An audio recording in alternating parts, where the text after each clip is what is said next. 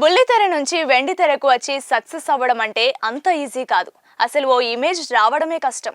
వచ్చిన ఆ ఇమేజ్ మార్చుకోవడం మరింత కష్టం. అలా గత కొన్నేళ్ల నుంచి ప్రదీప్ కు యాంకర్ గా ఓ గుడ్ ఇమేజ్ ఉంది.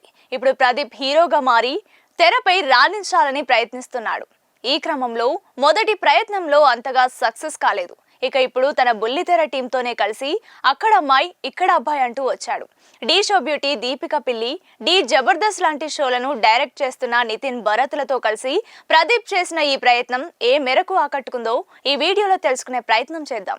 వీడియోను ఎండ్ వరకు చూడండి. కథ ఏంటంటే, తమిళ ఆంధ్ర సరిహద్దుల్లో బైరికోన అనే ఊరు ఉంటుంది.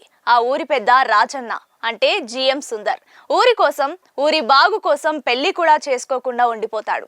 వారసత్వానికి వ్యతిరేకంగా ఉండే రాజన్న అలా పెళ్లి చేసుకోకుండా మిగిలిపోతాడు. అయితే ఆ ఊరిలో లేక ఓ ఆడపిల్ల రాజకుమారి అలియాస్ రాజా అంటే దీపిక పిల్లి పుడుతోంది. అప్పటి వరకు అందరికీ మగబిడ్డలే పుడుతుంటారు. అలా అప్పటికే ఊర్లో 60 మంది మగబిడ్డలే ఉంటారు. అలా మొదటిసారిగా ఆ ఆడబిడ్డ పుట్టిన తర్వాత వర్షాలు పడి కరువు దూరం అవుతుంది. ఆ ఊరికి మహాలక్ష్మి పుట్టిందని అంతా అనుకుంటారు.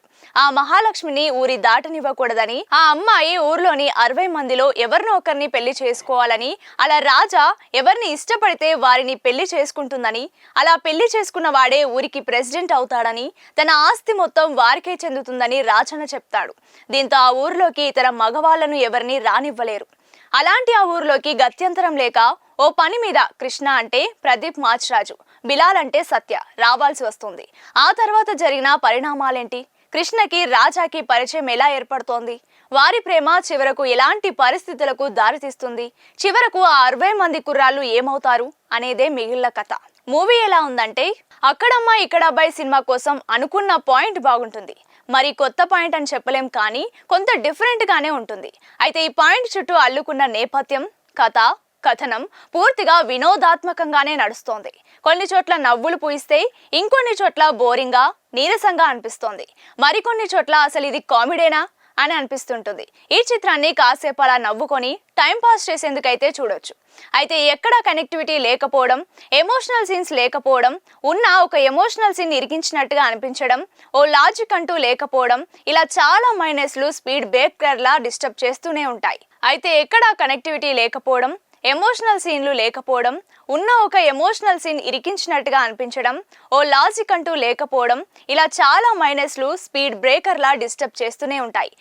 మధ్యలో కమెడియన్ సత్య, గెటప్ శ్రీను వచ్చి నవ్విస్తారు. ఈ ఇద్దరే సినిమాకు కాస్త ఉపశమనం కలిగిస్తారనిపిస్తోంది. ప్లస్ పాయింట్స్ ఏంటంటే, దర్శకులు నితిన్ భరత్ ఈ సినిమాకు రాసుకున్న కథ బాగుంది. ఓ అమ్మాయి కారణంగా గ్రామానికి మంచి జరగడం, దాంతో అక్కడి 60 మంది అబ్బాయిలు ఆమెను పెళ్లాడాలనే విషయం కొత్తగా ఉంది. దీనికి కామెడీ టచ్ ఇచ్చి వెండి తెరపై ప్రజెంట్ చేసిన తీరు ప్రేక్షకులను ఆకట్టుకుంది.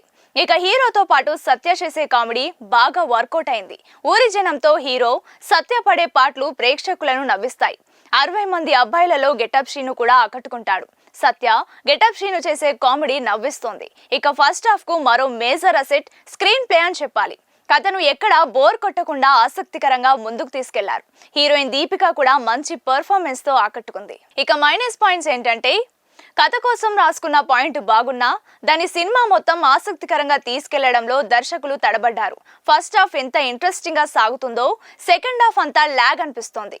అయితే సెకండ్ హాఫ్ లో కొన్ని ఎమోషన్స్ పండడం విశేషం. హీరోయిన్ మధ్య లవ్ ట్రాక్ కూడా సాగదీసినట్లుగా అనిపిస్తోంది. 60 మంది అబ్బాయిలున్నా వారిలో గుర్తుపట్టే ఆర్టిస్టులు కేవలం ఇద్దరే. మిగతా వారికి పెద్దగా ప్రాధాన్యత ఇవ్వలేదని చెప్పాలి. సెకండ్ హాఫ్ లో కొన్ని పాటలు కేవలం సినిమా నిడివి కోసమే పెట్టినట్లు అనిపిస్తాయి. ఇంటర్వెల్ పర్వాలేదనిపించినా క్లైమాక్స్ మాత్రం చాలా చప్పగా సాగింది.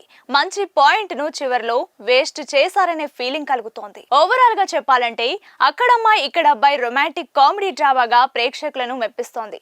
సత్య గెటప్ శ్రీను కామెడీ ప్రేక్షకులను నవ్విస్తోంది. ప్రదీప్ దీపికల పర్ఫార్మెన్స్ ఆకట్టుకుంటుంది. అయితే సెకండ్ హాఫ్ లోని ల్యాగ్ సీన్స్, కొన్ని పాటలు ఆకట్టుకోవు. ఓవరాల్ గా ఈ వీకెండ్ ఫ్యామిలీతో కలిసి మూవీ ఎంజాయ్ చేయాలనుకునే వారు ఈ చిత్రాన్ని ట్రై చేయవచ్చు. రేటింగ్ విషయానికి వస్తే, ఈ మూవీకి మా ఛానల్ ఇచ్చే రేటింగ్ ఎంతంటే 2.5 out of 5.